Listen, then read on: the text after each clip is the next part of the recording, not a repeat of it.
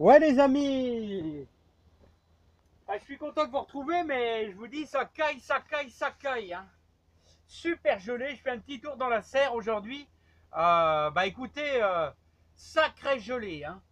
À tel point que je suis venu arracher tous les derniers haricots verts. Parce que, c'est le cas de le dire, c'est la fin des haricots les amis. C'est la fin des haricots, hein. Voilà, donc, n'oubliez pas ces petits haricots, hein, qui ont été semés au 15 août, et ça a très très bien marché. Ça a vraiment très très bien marché. Et je vous incite, si vous avez une serre au 15 août, ici on est au nord de la Loire, on est dans le Béthunois. Et selon les saisons, écoutez, là au 15 août, parce que je vais vous dire, dans le jardin, c'est-à-dire hors serre, à partir du 6 août, ça devient un petit peu délicat. Comme vous avez vu sur les anciennes vidéos, j'ai quand même réussi à avoir des haricots verts. Mais là, bon, ils sont en train de... Honnêtement, il va falloir que je les arrache, parce qu'ils sont en train de pourrir là, hein, c'est la fin. C'est la fin des haricots, hein. Donc voilà, vous voyez, j'ai quand même réussi à faire un bon petit plat. Oh, il me reste encore un quart à éplucher là, à retirer. Et bon, ils ont pris le coup de gelée là, hein. Là, vous voyez, il y en a qui sont un peu plus verts que les autres.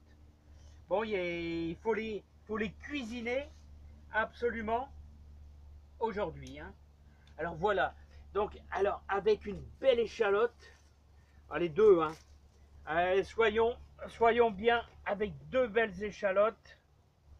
Là, et je vous dis, ça fera un super repas. Deux échalotes, des échalotes du jardin qu'on a fait de l'autre côté de la serre, hein. D'accord, on peut les faire à l'extérieur comme dans la serre, c'est parce que ça marchait super bien. Et donc, on va se mettre un petit peu de persil, complètement bio. Voilà. Alors, vous allez m'en dire des nouvelles, hein.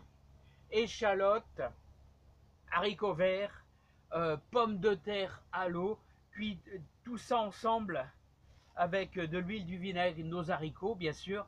Et ça sera vraiment délicieux, hein. Allez les amis, alors qu'est-ce qu'on peut faire, regardez, dans le jardin? Alors je suis en train de dépioter, regardez, hein. Je suis en train de dépioter tout le truc. Alors n'oubliez pas, si vous avez quelques petites salades, bien de les protéger. Voilà, comme ceci. Alors vous voyez, ça grandit tout doucement, hein.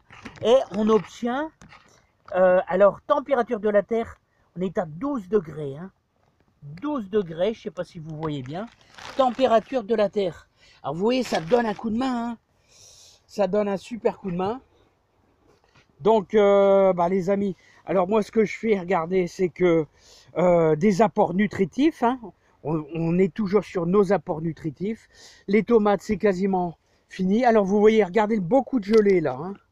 Là, on a un beau petit coup de gelée. Ça va pourrir doucement. Donc, on peut tout arracher, c'est fini. Oh, on peut à la limite manger celle-là, ces petites-là. Mais là, les tomates vont attraper un goût spécial dû au gelé. Là, hein. Là, on peut dire que c'est la fin. Et je peux retirer quasiment les pieds, hein. Voilà. Et pourquoi pas les mettre directement, vu que je vais faire un compostage direct sur le tas. Donc, peut-être essayer de couper ça peut-être en morceaux et puis tout mettre sur cette bande. Donc ça sera un compostage de surface, hein. Alors vous voyez, je suis en train de faire ça aussi. Alors protégez aussi vos pains de sucre, là, escarole pain de sucre. Ça, je vous le conseille vraiment vivement, hein. C'est important, hein, parce qu'autrement c'est brûlé par le gel. Quoique les pains de sucre sont hyper résistants. Et comme vous voyez, alors la lavande, n'oubliez pas, ça gèle pas, hein. C'est robuste, c'est ce qu'on avait bouturé l'année passée. D'ailleurs que je devrais mettre d'ailleurs ailleurs, carrément dans mes parterres. Et vous voyez, moi j'ai mis un peu de fumier, ça c'est du fumier de vache. Vous y incorporez aussi un petit peu de feuilles, ça va vous donner un peu de potentiel. Alors les poireaux, n'oubliez pas les poireaux. Alors les poireaux, ça gèle pas, hein.